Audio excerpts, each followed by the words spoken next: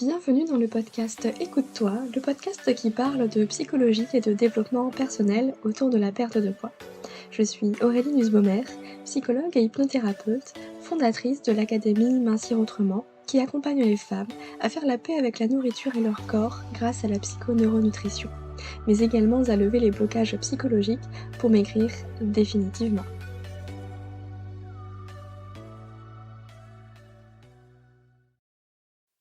Bienvenue dans l'épisode numéro 47 du podcast Écoute-toi. Aujourd'hui, je vais vous révéler les pires conseils que j'ai donnés pour gérer l'alimentation émotionnelle. D'ailleurs, en parlant d'alimentation émotionnelle, si vous voulez connaître la méthode contre-intuitive, pour en finir avec l'alimentation émotionnelle, eh bien je vous redirige vers ma chaîne YouTube Mincir Autrement avec les neurosciences. J'ai fait une vidéo à ce sujet, je vous mettrai le lien dans la description. Commençons cet épisode sans plus tarder.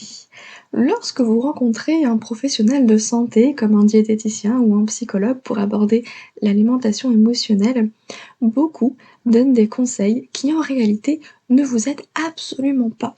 Et je ne jette la pierre à personne puisque j'ai moi-même fait cette erreur avant de me former à la psychoneuronutrition et de comprendre le fonctionnement de notre cerveau.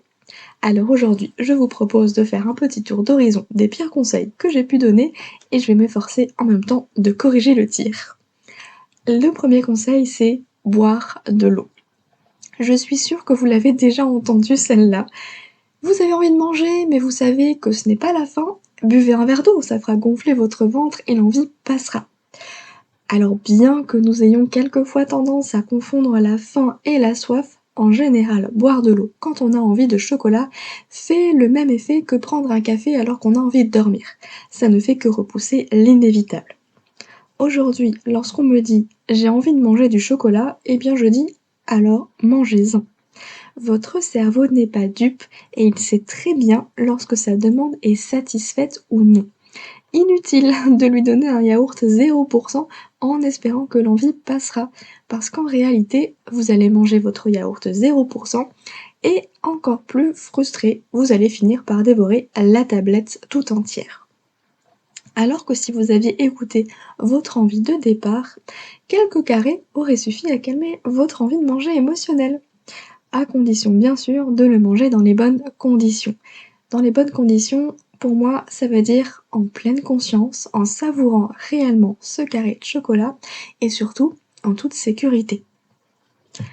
Alors que vous ayez faim ou juste envie de manger, eh bien, mangez, tout simplement. Le deuxième conseil que j'ai pu donner quand une personne avait envie de manger suite à des émotions, eh bien, c'était de faire une activité. Alors ce conseil-là, c'était vraiment mon préféré et d'ailleurs pour être honnête avec vous, j'ai encore tendance à en parler, mais seulement après avoir autorisé mes patients à manger, lorsqu'ils avaient une EME, c'est-à-dire une envie de manger émotionnelle. Faire une activité permet de détourner l'attention de notre cerveau, mais concrètement à ce moment-là, nous ne répondons pas à son besoin premier. Et une fois l'activité terminée, eh bien l'envie peut toujours être là et d'autant plus forte. Alors bien sûr, quand je parle de faire une activité, la notion de plaisir est primordiale, parce que faire des choses à faire, on en a plein, mais il y a peu de personnes qui aiment faire le ménage, accrocher le linge ou faire du repassage, n'est-ce pas? Donc encore une fois, si vous avez envie de manger, mangez. De la même manière que si vous avez envie d'aller aux toilettes, vous n'allez pas écouter de la musique en espérant que l'envie passe. Cependant, cette option de faire une activité peut être utile lorsque l'envie de manger est déclenchée par une émotion comme l'ennui. Bon alors c'est pas tout à fait une émotion, mais je vais le mettre dans cette catégorie-là. Clairement, le besoin derrière l'ennui, c'est de pouvoir vous occuper. Donc vous pouvez tout à fait faire une liste d'activités que vous aimez faire, et ça pourrait être une solution en cas d'ennui. À condition que vous ne vous interdisez pas de manger si l'envie est trop forte. Imaginons que, vous passez, le samedi après-midi, sur votre canapé et puis tout à coup l'ennui se fait sentir. Vous avez envie de manger, eh bien vous allez pouvoir peut-être prendre votre petite liste, voir s'il y a quelque chose qui vous tente là-dedans. S'il y a rien, OK, vous allez pouvoir manger. Il n'y a aucun problème à répondre à cette demande-là, encore une fois en respectant quelques règles Le fait de prendre l'aliment qui vous fait vraiment plaisir, donc prenez le morceau de chocolat et non pas le yaourt 0 pour vous donner bonne conscience, hein. Et puis mangez-le en pleine conscience. Prenez le temps de le savourer comme si c'était la dernière fois que vous allez le manger et en toute sécurité. C'est-à-dire, ne le mangez pas en vitesse par peur d'être surpris si vous n'êtes pas seul à la maison. OK? Il faut vraiment que vous soyez au clair avec ça. Faites-vous un environnement agréable dans lequel vous vous sentez en sécurité, protégé, pour que du coup vous puissiez manger sereinement. Et enfin, le troisième conseil que j'ai pu donner, solution plutôt radicale mais efficace au premier abord, mais c'est le pire conseil que j'ai pu donner, c'est le fait de ne rien avoir dans ses placards. Alors quand je dis rien avoir, c'est rien avoir de tentant, hein, bien sûr. Mea culpa. Il y a rien de plus frustrant que d'avoir envie de fromage et de ne pas en avoir alors qu'on a fait les courses la veille et qu'on a dû lutter de toutes nos forces pour ne pas en acheter alors qu'on en avait vraiment envie. Entre nous, de quoi seriez-vous le plus fier? Ne pas craquer parce que vous n'avez pas l'aliment désiré chez vous, ou ne pas avoir envie de cet aliment alors même que vous l'avez dans votre placard ou votre frigo? La deuxième option évidemment. Et sachez que c'est tout à fait possible. Et c'est d'ailleurs ce que je vous apprends à faire dans le programme Alimentation sereine et consciente qui sortira au mois d'avril 2022.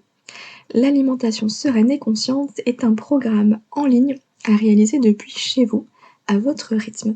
Il est composé de vidéos à regarder, d'exercices à réaliser et d'hypnose à écouter. C'est le programme pour retrouver un rapport serein à l'alimentation grâce à l'écriture et à la pleine conscience. Il est à suivre en toute autonomie car si vous êtes comme moi, c'est-à-dire de nature plutôt introvertie, les rencontres de groupe c'est plus stressant qu'autre chose. Vous avez tout de même la possibilité de poser vos questions de manière totalement anonyme via un formulaire et d'obtenir une réponse en vidéo dans votre espace membre. J'ai mis en place également une liste d'attente pour que vous puissiez être informé en avant-première du lancement officiel et bénéficier d'un tarif préférentiel. Vous retrouverez tous les liens directement dans les notes de cet épisode de podcast. Alors, voilà un petit peu les pires conseils que j'ai pu donner pour gérer l'alimentation émotionnelle. Donc je vous rappelle les choses à surtout pas faire, c'est de boire de l'eau, de faire une activité et de rien avoir dans vos placards, quand vous avez